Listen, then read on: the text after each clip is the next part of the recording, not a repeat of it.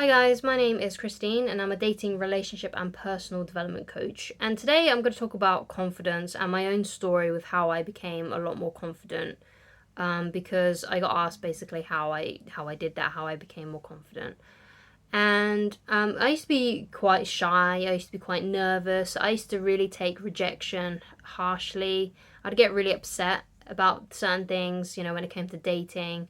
So basically, I want to tell you about how I came to this level of confidence. And what I think it is, I say confidence, but what I really want to kind of talk about is peace of mind about this kind of stuff, because basically what I came to the conclusion of, and it was after, a lot of trial and error in dating and getting into a lot of stuff actually by Dr. Wayne Dyer, who's one of my favorite speakers and authors.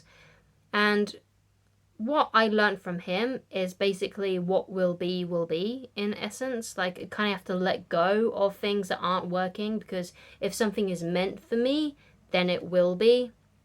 And I think that helps actually with dating, having that kind of mindset. And the reason why I think that kind of mindset helps with dating is because, when you get rejected, it can hurt, right? It can be difficult. It can suck, especially if you're really, really attracted to someone. You really want to ask them out. You're really hoping something's going to come out of it. You're really hoping that something romantic is going to happen. And, you ask them out or whatever happens and it just falls through. You find out that they have a boyfriend, or you find out they have a girlfriend, or you find out that they're unavailable, or they just simply don't want to date you, right? So it can suck, right? But if you have a feeling of, if you just sit there with yourself and you just think, hey, you know what? Maybe this is just how it's meant to be, right? Maybe this person just isn't for me. And, and one day I will meet someone who will be for me. And basically what this is doing is it's just showing me that this person isn't for me, and I will eventually find someone. Because I think a lot of people get into the scarcity game and they think, oh no, when they get rejected or whatever happens, right, if the relationship doesn't manifest, the girl doesn't like them, or for whatever reason you're dating and you two just aren't compatible and then it falls through, those kinds of things. You have to see those events as just how it's meant to be. You just have to see it as, okay, this is just leading me one step closer to the person who I'm supposed to be with, right? And also another thing that helped me as well is like coming to the kind of reassuring myself and telling myself, I only need one, right? I'm a monogamous person. I only need one person for it to work with, right? One out of however many people there are on the world, right? I just need it to work with one. And therefore I was like, okay, well, I only need to find one. I don't need to find 5. I don't need to find 10, right? I just need to find one person. And that means, well, there's probably loads of people out there that could be good for me, that will have the same interests as me, that will have the same kind of lifestyles, that will want the same things in life as me.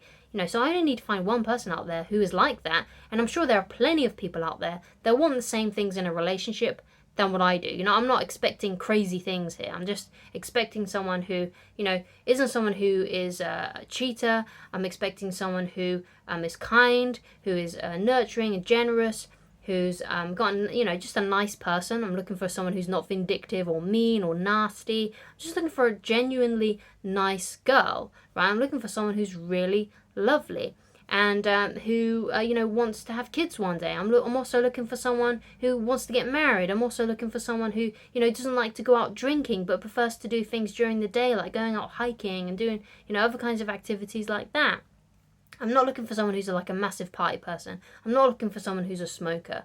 Obviously, you can tick these boxes on, whatever you personally want and what aligns with your life, obviously. That's just my personal preference and what I personally was looking for. And I only need to find one girl who was like that. And luckily, I did. And now we're happily married. You have to kind of just see it as that. Like, okay, there's plenty of people out there. There's plenty of women out there, or plenty of guys, depending on who you are, that could be perfect for me, who would be, just the right fit, right? Because you're not looking for someone who's 100% everything that you want. You're just looking for someone who ticks most of the boxes and has none of the deal breakers, right? So obviously, like, for a deal breaker for me, it was like, well, I don't want someone who cheats, and I don't want someone who's nasty or mean, and I don't want someone who doesn't want to have kids and doesn't want to get married. Those were like deal breakers. And I also didn't want to be with someone who liked to go out partying every single Friday night and all over the weekend and doing crazy stuff like that, getting really drunk every week. And luckily, that's what I found. I found a girl who didn't want to do all those things and was the things that I wanted in those deal breakers. But, me and my wife, we don't agree on, let's say, every single kind of movie that we like. She doesn't always like the same kind of TV shows that I like. She doesn't always like the same kind of movies. But those kinds of things for me aren't deal breakers. Like, I don't care if she doesn't like the same kind of music. I don't care if she doesn't like the same kind of movies. Because most of the time we do generally agree on most of those things. It's just a couple of different ones, different couple of genres and whatnot. So it doesn't have to be 100% perfect. The person doesn't have to be 100%. You want to find someone who, ticks all the boxes and who ticks most of the boxes, I should say. And, generally, is not going to, it isn't displaying any of the deal breakers, any of the big red flags for me. So, that kind of, to a degree, helps you feel less scarcity. Because when you do get rejected, when you do really like someone, you kind of start to feel this desperateness inside of you. Like it's kind of like a feeling like I'm never going to find anyone else if it's not them. But what you got to realize is that there are plenty of people out there that can be a good fit, right? So instead of focusing on maybe like things like the one, because there will be the one person you spend your life with, but there are many people out there that could potentially be that person, basically. That's what I'm trying to say. So that should, make you feel a lot less intense about the girls that you like and things like that, and that can give you a lot of confidence, because you just kind of start trusting that what you want will come to you, right? And you have to trust that. You have to trust that, hey, you know what? It may not happen this week. You know what? It may not even happen next week. It may not even happen 6 months down the line. But I'm just going to keep on going until I find someone who is the right fit. I'm not going to get too attached to people that are not displaying the same level of interest in me, because if they were meant for me, then we would be, right? We would be dating, we would be together, we would be, forming that relationship. So you kind of have to trust, right? And when you have that trust, that's when you have confidence. I think some people think in these kinds of things, confidence is something that you have to do. You have to do something to feel confident, when really it's just a mindset shift of just feeling at ease with your current situation, right? And thinking, what will be, will be. And when I started thinking like that, that's when I felt a lot more calm. That's when I felt a lot more confident. That's when I stopped letting girls affect me if they rejected me or didn't want to date me.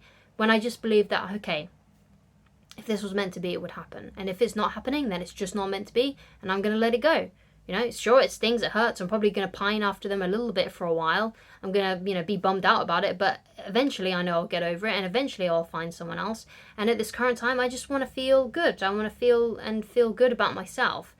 And what makes me feel good about myself is saying to myself, what will be, will be. And that gives you confidence. It makes you feel much more calm and still inside.